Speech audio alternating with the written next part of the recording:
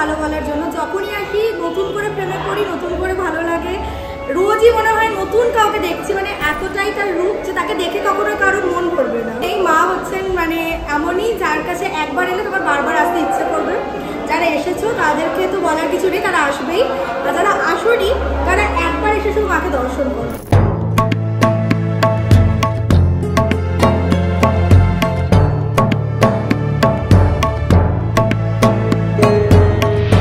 যা চেয়েছি তাই পেয়েছি।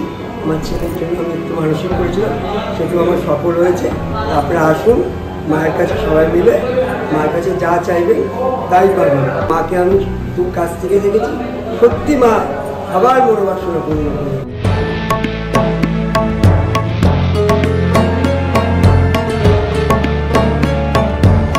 প্রথমে অমাবস্যায় যখন এসেছি, মায়ের মানে মা যে রয়েছে, মা যে জীবন্ত, সেটা তো অনুভব করেইছি।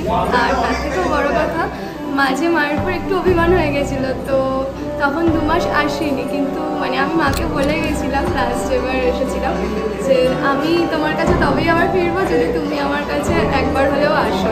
তো মা আমাকে স্বপ্নে দর্শন দিয়েছিল, মা বলেছিল যে আর কতদিন রাগ করে থাকবি, এবার তাই তো আমি মায়ের কাছে আবার সেই আগস্ট মাস থেকে আসছি আবার নিয়মিত।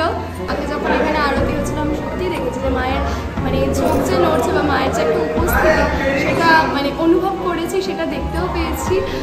তো সত্যি বিশ্বাস করছি যে মা রয়েছে, মানে শ্যামসুন্দরী মা সত্যি জীবন।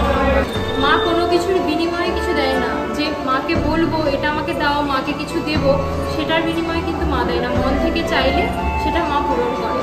তো মাকে বলেছিলাম আমার একটা কাজ যদি ভালো হয়, সেটা একটু ভালো হয়েছে। দেখেছি যে আমি যখন ঘুমের একদম গভীর ঘুমে, তখন আমি দেখি একটা বাচ্চা মেয়ে আমার কাছে জিলিপি খেতে চেয়েছে। আমি বললাম তুই জিলিপি খেতে চেয়েছিস, চল আমি দোকান থেকে তোকে জিলিপি কিনে দিচ্ছি। তা আমি যখন জিলিপি কিনে দিতে চাইছি, তখন আমি এই জিলিপি খাবো না। আমি তাহলে কোন জিলিপি খাবি? বলে আমি কেশর দেওয়া জিলিপি খাবো। আমি কেশর দেওয়া জিলিপি এখানে কোথায় পাবো?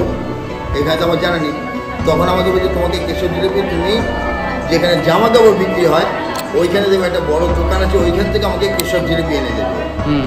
আমি যথারীতি দোকানে গেছি, মায়ের জন্য কেশর জিলিপি কিনলাম। কিনে এনে আমি ঘুরে ঘুরে সেই বাচ্চাটাকে আর পাচ্ছি না। তখন আমি দেখলাম যে এক জায়গায় বসে আছে। আমি মাকে দিয়ে বললাম যে হ্যাঁ রে মা, এই যে তুই জিলিপি খেতে চেয়েছিস, এনে তো জিলিপি রাখ। তখন বলছে আমি জিলিপি এখন খাবো না, আমার বাবা ওখানে বসে আছে, আমার বাবার হাতে দিয়ে দাও। আমার বাবা দুপুরে যখন আমাকে খেতে দেবে তখন আমি এই জিলিপিটা খাবো। আমি ঠিক আছে, আমি যথারীতি জিলিপিটা নিয়ে তার বাচ্চার মেয়েটার বাবার হাতে দিতে গেছি। যখন বাচ্চা মেয়েটার বাবার হাতে দিচ্ছি, তখন বাবার যখন ঘুরে বলছি যে আপনার মেয়ে জিলিপি খেতে চেয়েছে, এই নিন জিলিপিটা। তখন বাবা যে ঘুরেছে, তখন দেখছি আমাদের প্রধান করে বাবাজি, তখন দেখছি আমাদের বাবাজি। তখন আমি বুঝলাম যে কে আমার কাছে জিলিপি খেতে চেয়েছে।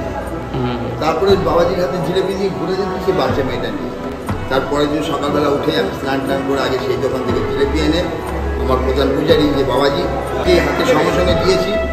বাবার সঙ্গে সঙ্গে মাকে সাজিয়ে জিলিপিটা দিয়েছি। এটাই হচ্ছে আমার সবচেয়ে বড় পাওনা মায়ের কাছে। এর থেকে বড় জিনিস আমার কাছে আর কিছু নেই।